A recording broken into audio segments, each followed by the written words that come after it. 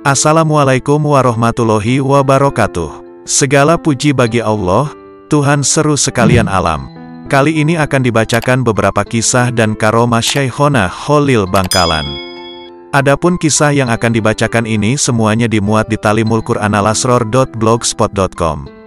Ketika Syekhona Khalil masih sangat kecil, bahkan masih belum balik, beliau pernah diajak ayahandanya, Kiai Abdul Latif, untuk bersilaturahmi ke Pasuruan, ke tempat pesantren sahabat ayah beliau yang bernama Sayyid Abu Zarrin yang belakangan masyhur dengan julukan Sayyid Tugu atau Mbah Tugu. Sayyid Abu Zarrin kala itu adalah sosok ulama yang berasal dari Cirebon dan menetap di Karangsono, Winongan, Pasuruan. Beliau mendirikan sebuah pesantren di desa itu. Beliau sangat alim, zuhud, dan wara. Konon di pesantren beliau, bukan para manusia saja yang menuntut ilmu di sana, namun banyak juga para jin yang ngaji di sana. Saat Syekhona Khalil kecil dan ayahandanya sampai di rumah Sayyid Abu Zarrin di Karangsono, Pasuruan, mereka disambut dengan sangat hangat, saling ngobrol dan sesekali ada canda. Sedangkan Khalil kecil seperti layaknya anak yang masih kecil bermain di luar. Namun tiba-tiba Sayyid Abu Zarrin minta izin kepada Kiai Abdul Latif, ayah Khalil kecil, untuk mengajaknya ke dalam rumah sebentar. Diajaklah dia ke suatu tempat. Memang Sayyid Abu Zarrin adalah seorang wali Allah yang kasyaf, yang mengetahui tentang hal-hal yang tidak diketahui oleh orang biasa. Beliau telah lama melihat bahwa Khalil kecil adalah sosok yang akan menjadi orang besar dan menjadi wali Allah.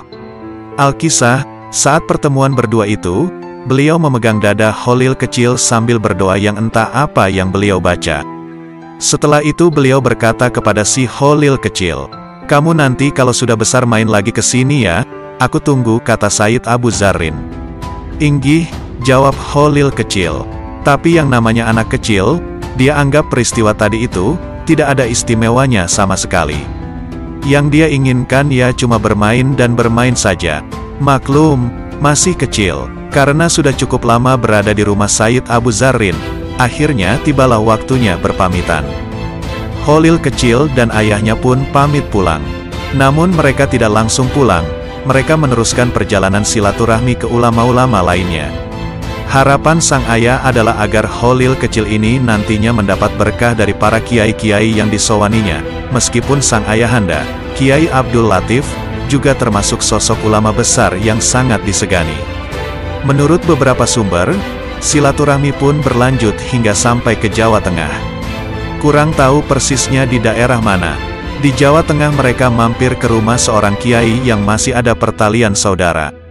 Seperti biasanya, mereka pun saling ngobrol dan canda untuk melepas kangen. Di tengah-tengah berbincang serius, tibalah waktu salat zuhur. Akhirnya mereka pun melaksanakan salat berjamaah termasuk si Khalil kecil. Yang menjadi imam saat itu adalah tuan rumah. Namun aneh, ketika di tengah-tengah salat, Khalil yang masih kecil itu tiba-tiba tidak meneruskan salatnya. Dia cuma duduk saja dan memandangi tuan rumah yang masih sibuk menjadi imam salat. Setelah salat selesai, sang ayah dan tuan rumah merasa heran. Mereka bertanya kenapa Khalil kecil tidak mengikuti salat berjamaah hingga selesai. Dengan entengnya Khalil kecil menjawab, "Loh, saya heran dengan imamnya itu. Salat kok sambil bawa sayuran di pundaknya." Mendengar jawaban seperti itu, kontan sang ayah marah dan merasa malu sama tuan rumah. Bagaimana tidak, kenyataan yang ada adalah, sang imam tidak membawa apapun di pundaknya. Tapi tuan rumah melarang ayah Khalil memarahi anaknya, malah tuan rumah itu berkata, sudah, anak Anda tidak salah, memang saya yang salah. Salat itu mestinya menghadap Allah, lah kok malah saya ingat dagangan sayur saya, itu namanya salat yang tidak khusyuk. Luar biasa, Khalil yang masih sekecil itu bisa mengetahui sesuatu yang orang lain tidak tahu. Itulah karomah beliau dikala masih kecil. Sang ayah pun heran, dia bertanya pada anaknya yang masih lugu itu, "Khalil, siapa yang mengajari kamu, hingga kamu bisa seperti itu?" Dengan polosnya ia menjawab, "Mbah Yai." "Mbah Yai yang mana?" tanya ayahnya. "Mbah Yai yang di Pasuruan yang kemarin kita kesana," jawab Khalil kecil. "Kiai Abu Zarrin itu?" tanya ayahnya. "Inggih," jawab Khalil kecil. Singkat cerita, Khalil kecil sekarang sudah dewasa. Beliau sangat tekun dalam mencari ilmu di beberapa pondok pesantren. Beliau telah lupa dengan kejadian luar biasa yang beliau alami saat di Pasuruan dulu.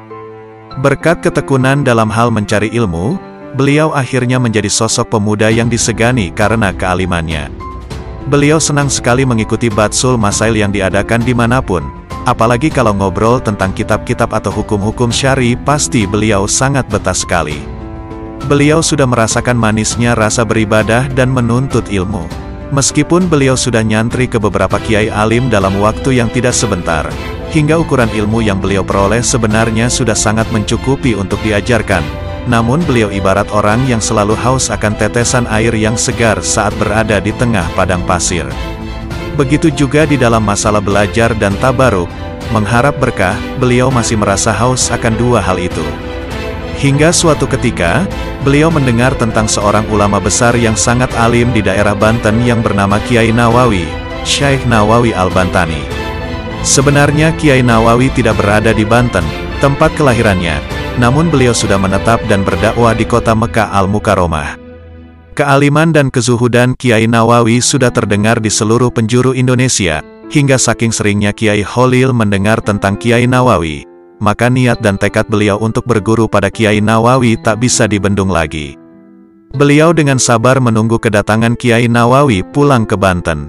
Memang biasanya Kiai Nawawi juga pulang ke Banten, entah itu 2 tahun sekali atau lebih, meski cuma sebentar. Kiai Nawawi sendiri adalah salah satu kekasih Allah yang di kehidupan beliau selalu dipenuhi dengan kemuliaan dan karomah. Terbukti saat beliau masih berada di kota Mekah, beliau tahu dengan apa yang diinginkan oleh Kiai Khalil yang ada di Madura pada saat itu. Segera beliau berangkat pulang ke Banten dengan waktu perjalanan yang tak seperti biasanya, seperti yang dilakukan oleh Syekh Abul Qais Al-Haroni, seorang wali dari Turki yang tiap habis berjamaah subuh di Turki lalu mengajar di Madinah Al-Munawwaroh, dan pulang lagi ke Turki sebelum matahari terbit. Jika Allah yang berkehendak pada Kiai Nawawi seperti halnya pada Syekh Al-Haroni tadi, maka tidak perlu waktu lama untuk menempuh perjalanan dari Mekah ke Banten. Sesampainya Kiai Nawawi di Banten, banyak yang gembira atas kepulangan beliau, banyak yang sowan. Berita kepulangan beliau pun segera menyebar ke seluruh tanah Jawa dan Madura. Begitu senangnya hati Kiai Khalil mendengar hal itu. Segera beliau bersiap-siap menempuh perjalanan ke Banten. Ketika Kiai Nawawi mengetahui bahwa Kiai Khalil akan berkunjung ke Banten, beliau hanya tersenyum dan segera beliau bersiap-siap kembali ke Mekah agar Kiai Khalil tidak bisa menemuinya. Beliau berpesan pada salah satu keluarganya, jika ada pemuda yang bernama Khalil datang, bilang saja saya sudah kembali ke Mekah, dan tolong hal ini jangan engkau ceritakan pada siapapun juga, karena ini adalah urusan saya dengan Kiai muda itu, Kiai Khalil. Ternyata Kiai Nawawi memang benar-benar kembali ke Mekah. Akhirnya sampailah Kiai Khalil muda itu di rumah Kiai Nawawi. Begitu kecewanya beliau karena tidak bisa bertemu dengan Kiai Nawawi yang sangat beliau harapkan barokah dan nasihatnya. Beliau sangat ingin belajar pada Kiai Nawawi meski cuma sebentar. Rasa capek tidak beliau rasakan, tekadnya untuk belajar ke Kiai Nawawi tidak surut malah semakin menjadi-jadi. Akhirnya Kiai Khalil pun berencana menyusul Kiai Nawawi ke Mekah. Adapun Kiai Nawawi yang sudah berada di Mekah, ketika tahu bahwa Kiai Khalil muda akan menyusul dirinya ke Mekah, beliau mengajar seperti biasanya di salah satu daerah di Mekah sambil menunggu kedatangan Kiai Khalil muda itu. Akhirnya tiba saatnya Kiai Khalil berangkat ke Mekah dengan membawa bekal secukupnya yang bisa beliau bawa. Meskipun sangat lama perjalanan menuju Mekah, namun semua itu terkalahkan oleh tekad dan niat beliau untuk belajar ke Kiai Nawawi. Itulah gambaran sosok Kiai Kholil yang tidak pernah merasa cukup dan puas dengan ilmu agama yang sudah didapat di beberapa pesantren. Beliau masih tetap ingin belajar dan belajar terus.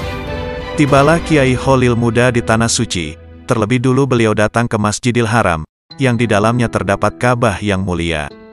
Belum jelas sejarah mencatat apakah ketika beliau datang ke Mekah untuk mencari Kiai Nawawi itu adalah yang pertama kali atau yang kedua kali. Kemudian beliau pun mencari tempat di mana biasanya Kiai Nawawi mengajar. Dalam waktu yang tak seberapa lama, akhirnya ketemulah tempat Kiai Nawawi itu. Namun apa yang terjadi? Ketika ditanyakan, memang betul rumah itu adalah tempat Kiai Nawawi tinggal dan mengajar. Namun sudah 2 hari yang lalu beliau berangkat pulang ke Indonesia, Banten. Pasti bisa kita rasakan bagaimana perasaan beliau saat itu. Meskipun tidak bertemu dengan Kiai Nawawi, Kiai Kholil muda tidak langsung pulang karena beliau harus melaksanakan ibadah haji dulu. Musim haji pun telah usai, dan Kiai Kholil muda beranjak pulang ke negerinya lagi. Namun untuk kepulangan beliau yang ini, Allah Subhanahu wa Ta'ala memberikan satu karomah kepada beliau, yaitu entah bagaimana kisahnya, yang jelas perjalanan beliau menuju ke Indonesia berlangsung sangat singkat dan cepat. Kita pasti mengerti akan hal itu. Jika Allah berkehendak maka tidak ada yang mustahil untuk terjadi, walaupun semuanya ada di luar jangkauan akal kita. Kiai Kholil muda akhirnya sampai di Indonesia. Singkat cerita, setelah beliau selesai menerima tamu-tamu yang menyambut kedatangan beliau dari Tanah Suci, maka niat untuk menemui Kiai Nawawi beliau teruskan lagi. Berangkatlah beliau menuju ke Banten untuk yang kedua kalinya. Susah payah dalam perjalanan itu tidak beliau hiraukan. Akhirnya, sampailah Kiai Kholil muda di rumah Kiai Nawawi. Ada yang berbeda kali ini, yaitu Kiai Nawawi sengaja menunggu kedatangan Kiai Kholil muda dan akan menemuinya. Tidak seperti sebelumnya, di mana beliau selalu menghindar agar Kiai Kholil muda tak bisa menemui dirinya. Pastilah itu semua ada tujuan dan maksud tertentu, dan Allah lah yang mengatur semua perjalanan para kekasihnya. Pertemuan pun akhirnya terjadi. Bahagia sekali hati Kiai Kholil muda bisa berhadapan langsung dengan Kiai Nawawi pada saat itu. Kiai Kholil muda sungkem di hadapan beliau. Kemudian saling ngobrol pun berlangsung. "Anda dari mana, Gus?" tanya Kiai Nawawi. "Saya dari Madura, Yai," jawab Kiai Kholil muda. "Kira-kira ada keperluan apa ya, Gus?" tanya Kiai Nawawi. Kiai Kholil muda pun menjelaskan tujuan beliau yang ingin menimba ilmu kepada beliau dengan bahasa yang sangat santun yang mencerminkan bahwa Kiai Kholil muda nantinya adalah bukan orang sembarangan. Kiai Nawawi pun mengerti akan maksud Kiai Kholil itu. "Loh, kenapa Anda datang jauh-jauh ke sini untuk menimba ilmu kepada saya? Bukankah di dekat daerah Anda terdapat seseorang yang sangat alim, sangat zuhud dan sangat waranya? Kenapa Anda tidak menimba ilmu pada beliau saja?" kata Kiai Nawawi. "Ngapunten maaf Yai, siapakah orang yang Yai maksud tadi?" tanya Kiai Kholil muda penasaran. "Loh itu, Kiai yang ada di Pasuruan itu. Bukankah saat Anda masih kecil dulu sudah pernah ke sana? Dan bukankah Kiai itu dulu pernah bilang kepada Anda agar Anda datang ke sana lagi jika sudah besar?" jelas Kiai Nawawi. Jawaban Kiai Nawawi itu membuat beliau membuka kembali kenangan masa kecil dulu. Beliau teringat saat diajak ayahandanya bersilaturahmi ke tempat seorang kiai yang bernama Sayyid Abu Zarrin. Namun dalam hati Kiai Kholil muda masih ragu, apakah Kiai Abu Zarrin itu yang dimaksud oleh Kiai Nawawi? Nah, sudah ingat kan? Iya betul, nama beliau Kiai Abu Zarrin. Anda sudah lama ditunggu oleh beliau, segeralah ke Pasuruan dekat desa Karangsono itu, kata Kiai Nawawi sebelum Kiai Kholil muda menanyakan siapa Kiai yang beliau maksudkan itu. Kiai Kholil muda menyesal kenapa beliau sampai lupa dengan peristiwa yang beliau alami bersama Kiai Abu Zarrin dulu. Bukankah Kiai itu memang sudah berpesan agar beliau menemuinya lagi di saat dirinya sudah dewasa? Dan beliau juga semakin yakin bahwa Kiai Nawawi adalah benar-benar seorang kekasih Allah. Dari mana beliau tahu sedetail itu tentang peristiwa yang beliau alami dulu bersama Kiai Abu Zarrin? Akhirnya, Kiai Kholil muda pun menuruti anjuran Kiai Nawawi agar kembali ke Jawa Timur dan menemui Kiai Abu Zarrin di Pasuruan. Ada hal yang menarik dalam kisah ini. Sebenarnya Sayyid Abu Zarrin sudah meninggal dunia 3 tahun yang lalu. Kiai Nawawi pun sudah tahu akan hal itu, namun Kiai Khalil muda belum mengetahuinya, dan rupanya Kiai Nawawi sengaja tidak memberitahu beliau tentang hal itu. Dengan tekad yang sangat kuat, akhirnya beliau menuju ke Pasuruan ke tempat Kiai Abu Zarrin. Nah, sekarang timbul pertanyaan, logika apa yang akan kita pakai, jika ada seseorang yang masih hidup, akan menemui bahkan belajar kepada orang yang nyata-nyata sudah meninggal dunia 3 tahun yang lalu? Sekali lagi jawabannya adalah, Allah lah yang mengatur dan menghendaki semua itu, dan tidak ada sesuatu pun yang sulit baginya. Setelah sampai di Pasuruan, beliau pun menanyakan tempat Kiai Abu Zarrin. Sudah lama sekali beliau tidak kembali ke tempat itu sehingga sekarang beliau lupa tempatnya. Sedangkan tiap orang yang beliau tanya di mana tempat Kiai Abu Zarrin, mereka menyangka bahwa yang beliau tanyakan adalah tempat kubur, makam, beliau. Mereka pun menunjukkan tempat kubur Kiai Abu Zarrin itu, namun bagi Kiai Khalil muda yang mereka tunjukkan adalah rumah Kiai Abu Zarrin, bukan kuburnya. Setelah beliau sampai di tempat Kiai Abu Zarrin, subhanallah, benar-benar Kiai Khalil ditemui oleh beliau, seakan-akan Kiai Abu Zarrin itu benar-benar masih hidup. Tidak jelas seperti apa proses belajar Kiai Khalil muda di tempat Kiai Abu Zarrin saat itu. Yang jelas hingga kini di makam Kiai Abu Zarrin terdapat sebuah tulisan di dinding yang menceritakan tentang pertemuan dan belajarnya Kiai Khalil muda bersama Kiai Abu Zarrin At-Tuko, Kiai Tugu, dan peristiwa itu sudah menjadi sebuah kisah yang selalu disampaikan di saat acara Haul Akbar Sayyid Abu Zarrin di Pasuruan yang biasanya diselenggarakan pada tanggal 16 Syawal tiap tahunnya. Bahkan hingga kini dari pihak anak cucu Kiai Khalil selalu mengirimi beras ke Pasuruan untuk acara haul tersebut. Syekhona Khalil Bangkalan adalah gurunya para ulama Jawa, Madura, bahkan Nusantara. Syekhona Khalil dikenal sebagai kiai penuh karomah, tidak ada yang meragukan itu. Santri-santri Syekhona Khalil menjadi ulama-ulama besar yang membawa perubahan bagi Indonesia di awal abad ke-20. Ada Kiai Hashim Asy'ari yang menjadi penggerak santri dan kiai dalam melawan penjajah. Ada Kiai Maksum Lasem yang sangat setia berjuang di NU, ada juga seperti Kiai Munawir yang menjadi ulama besar ahli Al-Quran di Nusantara. Sewaktu nyantri di Bangkalan, Kiai Munawir masih kecil. Usianya sekitar 10 tahun. Syekhona Khalil juga sudah menandai karomah Kiai Munawir saat itu. Itulah Syekhona Khalil, mempunyai ciri khas dan karakter khusus dalam mengajar santri-santrinya.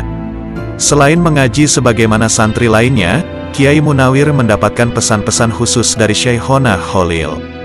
Pesan-pesan itu menjadi pegangan kuat Kiai Munawir dalam menjalani kehidupan sehari-harinya. Apa pesan itu? Simak berikut ini. Apabila hidayah tiba, permusuhan pun musnah. Jadilah engkau bagaikan air, dibutuhkan oleh siapa dan apa saja. Jika tidak begitu, maka jadilah seperti batu, tidak ada bahaya maupun manfaat. Janganlah engkau laksana kalajengking, siapa melihat maka ia pun takut. Pesan ini menjadi laku hidup Kiai Munawir.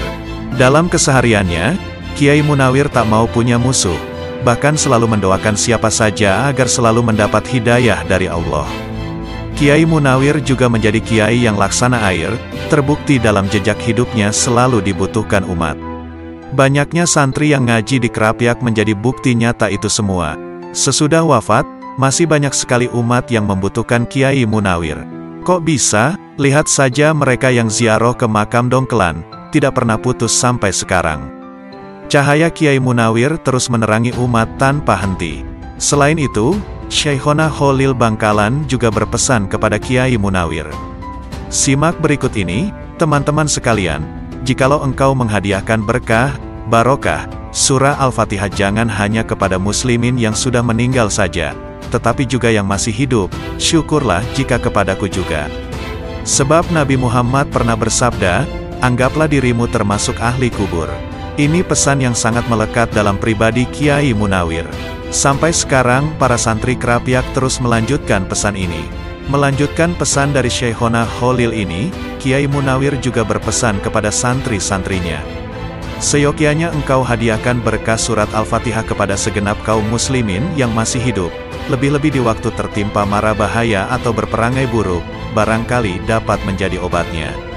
Sebagaimana guru saya Syekhona Khalil pernah mengajarkan. Inilah yang diajarkan para guru mulia ini. Syekhona Khalil dan Kiai Munawir tak pernah habis untuk dikaji dan diteladani.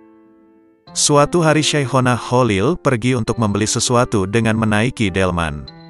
Ketika sudah berada di atas delman, beliau bertanya kepada kusir.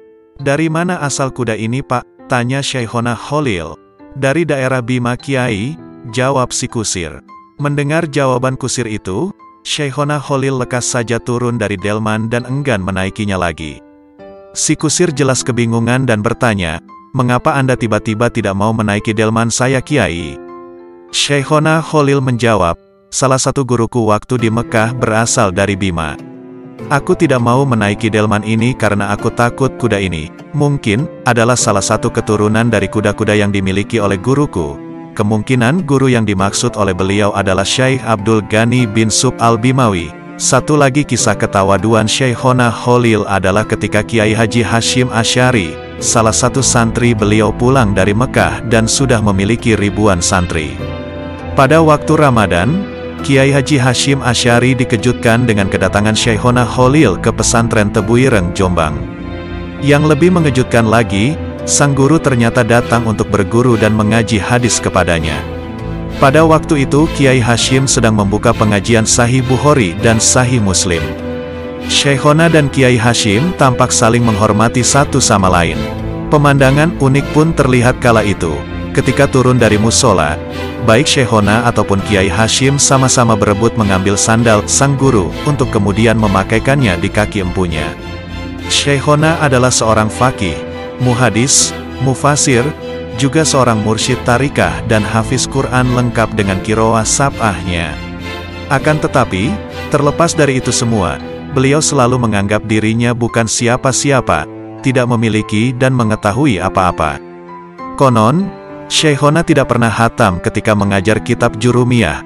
Masalahnya setiap kali sampai pada bab la, babu, la, yang seharusnya dibaca, babula, ilam, beliau baca menjadi, babula alam, yang akhirnya memiliki makna, bab aku tidak tahu. Setelah itu Syekhona pasti akan menutup kitabnya lantas berkata, "Iyut, Halil lakar lok tau apa-apa?" "Iya, saya memang tidak tahu apa-apa." Beliau kemudian menutup majelisnya lalu pulang ke dalamnya. Mengapa mereka para kekasih Allah selalu bersikap baik dan ramah kepada siapapun? Karena mereka selalu menganggap orang lain lebih baik dan mulia dari diri mereka. Dalam pandangan mereka, mereka adalah makhluk Allah yang paling hina. Mereka tak pernah menganggap diri mereka memiliki ilmu, karomah atau kebaikan apapun. Dari situ bisa kita ketahui apa yang membedakan mereka dengan banyak orang di zaman sekarang yang bahkan dengan mudahnya menyematkan nama binatang pada orang-orang yang berbeda pendapat dan pilihan dengan mereka. Mengapa mereka dengan mudah menghujat, mencaci dan merendahkan orang lain? Jawabannya mudah, karena mereka merasa diri mereka jauh lebih baik dari orang kebanyakan. Karena pilihan dan pendapat mereka, dalam pandangan mereka, adalah yang terbaik, maka orang lain boleh saja dihina dan direndahkan. Mereka sama sekali tidak pernah siap untuk menerima perbedaan. Si Idil Habib Umar berkata dalam pesan beliau di kitab Tauji'at-Tulab, "Andai gurumu adalah seorang wali kutub pun lantas engkau meremehkan dan merendahkan saudara seimanmu siapapun dirinya, maka dosa dan keburukan yang engkau dapatkan sudah cukup untuk menutupi semua kebaikan yang engkau miliki." Kapan seseorang bisa dikatakan sebagai orang yang tawadu dan rendah hati? Abu Yazid al-Bustami yang kala itu ditanyai menjawab, ketika ia tidak menganggap dirinya memiliki kebaikan, kemuliaan atau keistimewaan apapun. Dan ia memandang tidak ada makhluk yang lebih hina daripada dirinya sendiri. Berkah keramat Syekhona Khalil Bangkalan, sekarang banyak penduduk Madura yang sudah menetap di Arab Saudi. Ini berawal dari kisah keramat Syekhona Khalil. Setiap sore beliau meminta kepada sang guru Syekh Abdul Ghani bin Subuh bin Ismail al-Bimawi, Bima, Sumbawa, seraya berkata, "Ya Tuan Guru, saya ingin pulang." "Pulang kemana?" tanya sang guru. "Ke Madura," jawab Khalil muda. "Terus, kesini laginya kapan?" sang guru bertanya lagi. "Besok Tuan Guru," jawab Khalil muda. Seketika itu, Syekh Abdul Ghani menjewer telinga Khalil muda, dan saat itu pula Khalil muda sampai di Madura.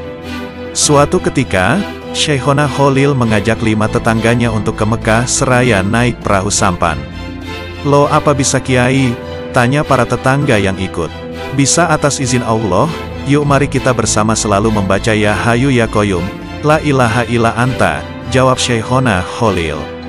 Karena orang Madura saat itu masih banyak yang belum bisa baca Arab hanya berkata kayum-kayum, akhirnya dapat sampai Mekah pagi itu juga. Hal ini terjadi berkali-kali sehingga menjadikan orang Madura banyak yang sampai ke Mekah berkah karomah Syekhona Khalil. Dengan ini, kami ingatkan ijazah membaca Ya Hayyu Ya Qayyum La ilaha illa anta sebanyak 40 kali sebelum sholat subuh sebagaimana ijazah yang diberikan para masyayikh secara umum. Kisah tentang mujarabnya doa guru kepada murid, sudah banyak kita dapatkan. Tapi sesungguhnya guru dan murid harus saling mendoakan. Demikian para guru kita memberi teladan. Suatu ketika, Syekhona Khalil Bangkalan kehabisan bahan masakan di dapur. Di saat yang sama, tamu lagi banyak-banyaknya. Sebagai tuan rumah yang baik sebagaimana ajaran Rasul, tentu Syekhona ingin hormat tamu sebaik mungkin. "San, doakan ya, di belakang tidak ada apa-apa, tidak ada masalah. Banyak tamu," pinta Syekhona pada santrinya, Kiai Haji Muhammad Hasan Genggong Probolinggo. Kiai Hasan pun gelisah dan tak bisa tidur karena iba dan kasihan pada gurunya. Maka untayan doa pun ia panjatkan pada Tuhan Sang Maha Pemberi Rezeki. Beberapa saat kemudian, Syekhona Khalil kembali dawuh, "San, berhenti sudah, cukuplah doanya, penuh sudah di belakang," pintanya. Kisah ini diriwayatkan dari pengasuh Ponpes Genggong Probolinggo, Kiai Haji Hasan Ahsan Malik.